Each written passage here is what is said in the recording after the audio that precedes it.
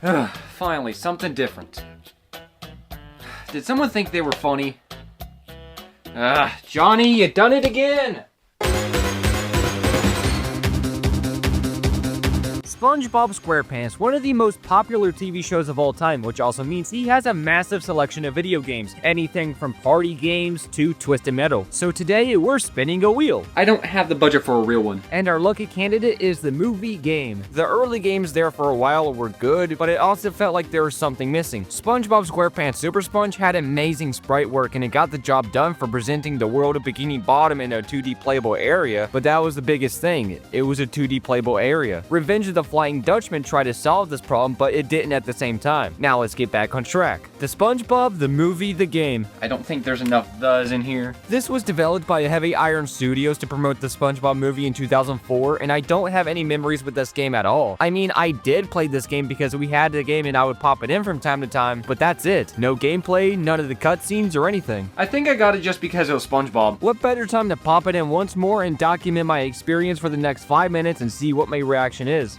There's not enough cheese. Booting up the game, we can tell that the game follows the movie's plot almost one for one, having us go through the dream sequence during the opening, and I know some people are going to be completely against spoilers, but don't worry. Nobody's safe. After the beginning dream level, there was one major thing that caught my eye right away. If you ever played this game and Battle for Bikini Bottom, you can easily tell that these two are very similar mechanics, controls, visuals, just about everything. This was to save on development time, which some people might see this as a rush development, especially since there was only a year apart on releases. I see this as a way to improve what they already perfected. Battle for Bikini Bottom is one of my most favorite games of all time, and with the movie game acting like a sequel already gets my seal of approval. Now there are a total of 18 different levels here, and they work very similar to Super Mario 64. We can go and collect Goofy Goober tokens in any order just as long as we have enough to proceed in the game. And one of the biggest changes I noticed when playing this game is that the game follows a point A to point B level design, which is not bad. I kinda like this from time to time, but it breaks the illusion that you're in the world in SpongeBob and just marking off different checkboxes on a list. After the first few levels though, the plot for this game is fairly straightforward. Now that's just an overview of the game. What is it like when we actually dive into the game? I don't know. The game from my childhood was the PS2 version, but I'll be giving the Xbox version a try. There's nothing wrong with it. You get the same experience no matter which one you choose, but the Xbox version works on the 360, which also means we get enhancements like HD, widescreen, slightly faster loading, and wireless controllers. I'll get to you later. Now going in, I wasn't expecting too much, especially since this was targeting a younger audience, and it reused a lot from Battle for Bikini Bottom, but this blew me away. The controls feel buttery smooth, and we have different moves we unlock the more we progress through the game. At the beginning, we just get the basic move set, but the more we are into the game, we get some complex attacks we can use, and that also helps out during puzzle sections and levels. And each of these can be upgraded using the points we collected throughout the levels. This is one of the big things that I was caught off guard with, because a game this simple has an upgrading system that's unheard of even today. I mean, I only had two options. One, talk about the upgrade system like it's the best thing ever, or two,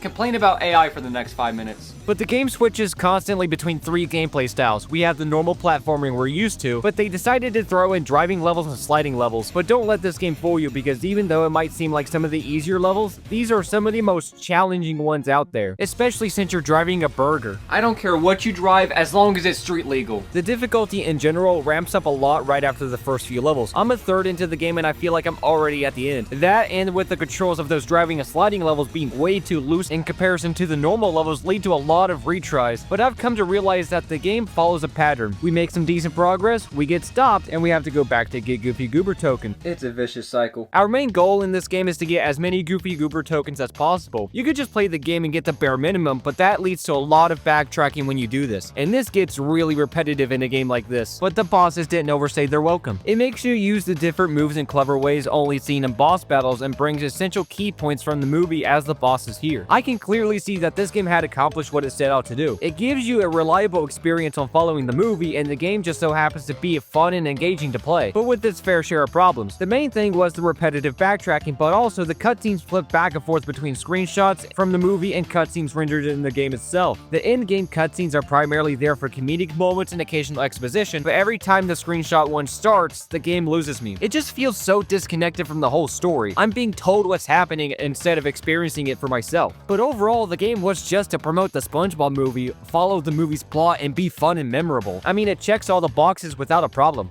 except one. Yeah, I own that too. SpongeBob the movie for Game Boy Advance. I had this game as a kid as well, but I really never played the Game Boy Advance version. I mean, the home console version was so fun, why not give this one a shot? I mean, it just had to be as good, if not better, right?